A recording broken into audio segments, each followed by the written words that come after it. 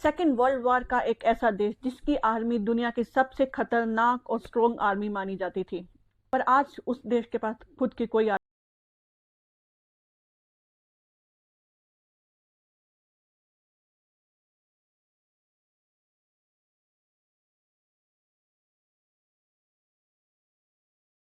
ऐसा देश जिस पर दुनिया का सबसे खतरनाक अटैक हुआ, जिस पर न्यूक्लियर अटैक किया गया, जिसने वर्ल्ड वॉर 2 में सबसे ज़्यादा नुकसान उठाया, और आज वही देश अमेरिका का सबसे ज़्यादा नज़दीकी है।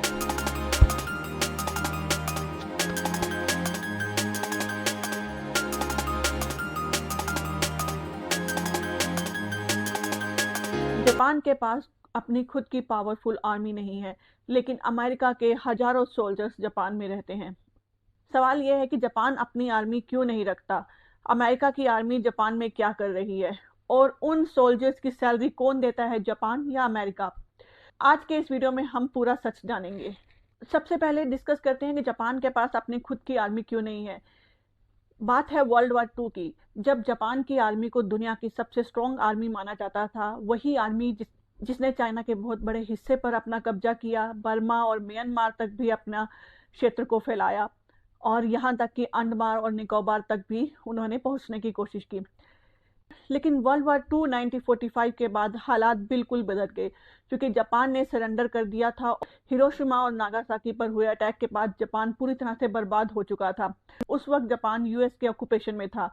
अमेरिका ने जापान को एक नया कॉन्स्टिट्यूशन बनाकर दिया, और इसी कॉन्स्टिट्यूशन के आर्टिकल 9 में उसने लिखा कि जापान कभी भी वॉर के लिए आर्मी नहीं रखेगा। इसका मतलब था कि नो अटैक, नो आर्मी और नो एक्सपेंशन, और साथ ही नो फॉरेन वॉर। जापान ने डिसाइड किया कि अब हम तलवार नहीं, टेक्नोलॉजी से दुनिया को जीतेंगे। इसीलिए जापान ने सेल्फ डिफेंस फोर्स बनाई, जो सिर्फ खुद के देश को डिफेंड कर सकती है, यानी खुद की इंटरनल सिक्योरिटी के लिए रहेगी। ये सेल्फ डिफेंस फोर्स जापान को खुद की सिक्योरिटी देती है, जापान के इंटरनल कॉन्फ्लिक्ट में खुद को प्रोटेक्ट करती है। लेकिन यदि कोई दूसरा देश जापान पर अटैक करता है, तो उस समय ये सेल्फ डिफेंस फोर्स नहीं बल्कि अमेरिकन सोल्जर्स जापान के लिए लड़ते हैं। नेक्स्ट क्वेश्चन यहाँ पे आता है कि अमेरिका की आर्मी जापान में क्यों है। तो बात करते हैं 1951 में, जब US Japan security treaty sign हुआ, तो डील सिंपल सी थी कि जापान ने कहा कि हम अपनी आर्मी नहीं रखेंगे, और अमेरिका ने कहा कि हम आपको बदले में प्रोटेक्शन देंगे। यदि आप पर कोई अटैक हुआ तो हम आपको प्रोटेक्शन देंगे और आपकी तरफ से हम युद्ध लड़ेंगे। तो इस ट्रीटी के बाद यूएस ने जापान के अंदर अपने मिलिट्री बेस बना लिए। ये बेस एशिया पैसिफिक रीजन के लिए स्ट्रेटेजिक थे। यदि जापान की लोकेशन की बात करें, तो जापान के आसपास जो देश हैं वो है नॉर्थ कोरिया, चाइना और रशिया। ये सभी देश जो है न्यूक्लियर पावर रखते हैं और काफ़ी स्ट्रॉन्ग है। इसीलिए यूएस मिलिट्री होने से जापान को एक सिक्योरिटी शील्ड मिली कि जब भी अटैक होगा तो उनके पास US technology plus US military दोनों रहेगी खुद की प्रोटेक्शन के लिए। अब बात करते हैं कि जापान में कौन सोल्जर्स होते हैं। जहां बाकी देशों में उन देशों के देशवासी सोल्जर्स होते हैं, वहीं जापान के मामले में ये सबसे बड़ा कंफ्यूजन है, क्योंकि बहुत सारे लोगों को लगे कि शायद जापानीज लोग यूएस आर्मी में पार्टिसिपेट कर कर और जापान के सोल्जर्स बन जाते हैं। तो नहीं, जापान में जो यूएस के बेसिस हैं वहाँ अमेरिकन सिटीजन ही सोल्जर्स होते हैं, और वो अमेरिका में रिक्रूट होते हैं, ना कि जापान में। सभी सोल्जर्स अमेरिका में रिक्रूट होते हैं, अमेरिकन सिटीजन होते हैं, ना कि जापान में उनकी कोई रिक्रूटमेंट होती है। जापान में सिर्फ एक उनकी पोस्टिंग लोकेशन होती है, और वो भी समय दर समय बदलती रहती है, यानी कि 5 साल, 6 साल या 10 साल के लिए वो जापान में रहते हैं, और उसके बाद वापस अमेरिका बुला लिए जाते हैं।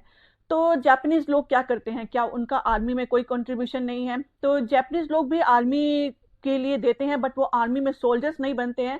वो आर्मी में एक्स्ट्रा हेल्प देते हैं, जैसे कि cleaner, driver, technician, office staff या ट्रांसलेटर जैसे पोजीशन पर जापानीज लोग काम करते हैं।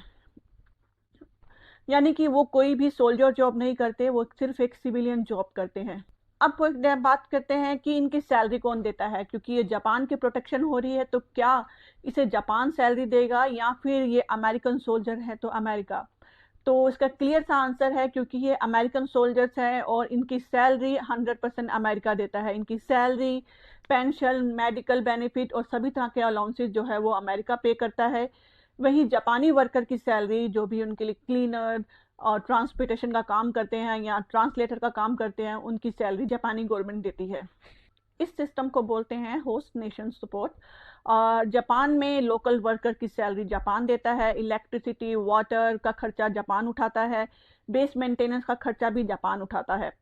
सबसे बड़ा सवाल ये है कि जब अमेरिका ने जापान पर न्यूक्लियर अटैक किया और जापान के 2 बड़े शहरों को पूरी तरह से बर्बाद कर दिया, तो फिर भी जापान अमेरिका से नफरत क्यों नहीं करता? सवाल बिल्कुल लॉजिकल है और अक्सर लोगों को लगता है कि शायद ऐसा ही होना चाहिए, लेकिन ऐसा नहीं है। जापान अमेरिका से नफरत नहीं करता, क्योंकि अमेरिका ने जापान को दोबारा से खड़ा होने में मदद भी की और इकोनॉमी, इंडस्ट्री और एजुकेशन को रिबिल्ड करने में पूरी सपोर्ट प्रोवाइड की। और जापान ने पास्ट को ट्रॉमा माना और आइडेंटिटी नहीं बनाया, यानी कि अपने पास्ट को भूल कर उन्होंने प्रोग्रेस का रास्ता चुना। अब जापान का फोकस कहता है कि वॉर से नहीं बल्कि ग्रोथ से दुनिया को जीतना है।